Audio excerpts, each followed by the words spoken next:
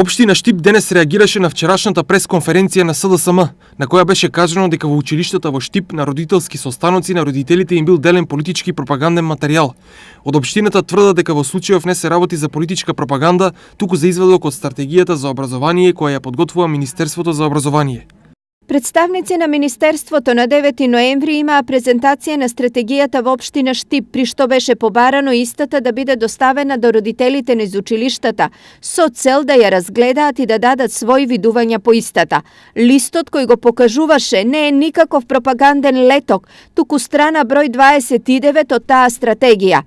Ако господинот Милошев ги следел настаните и пред се вестите, ќе знаеше за што се работи. Го замолуваме господинот Владимир Милошев да го остави образованието надвор од политичката кампања и следниот пат да се слика пред партискиот штаб, а не пред основното училиште Ванчо Прке и да лови гласови на друго место.